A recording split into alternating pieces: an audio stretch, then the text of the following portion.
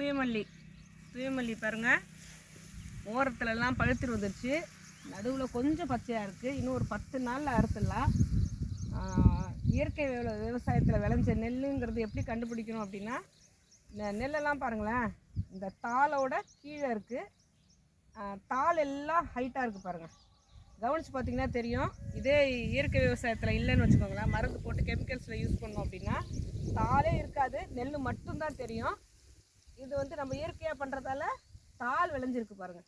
நம்ம இதை பார்த்தா பொக்கே வந்திருக்குன்னு நினைக்கிறேன் நான். இங்கே பாருங்களேன், அப்படியே இதை எடுத்தோன்னு வச்சுக்கோங்க, உள்ளார பூக்கள் மாதிரி இருக்கும், மேலே தாள் வந்திருக்கும்.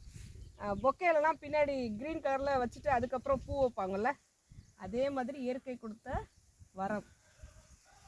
வெறும் இயற்கையாலேயே, இயற்கை நமக்கு கொடுத்த சாணம், கோமியம், வெல்லம், உளுந்து பொட்டு, பால், நெய், தயிர், இதை மட்டுமே போட்டு விளைவிச்ச வேப்ப கரைசல் விளைவிச்ச நம்ம தூயமல்லி.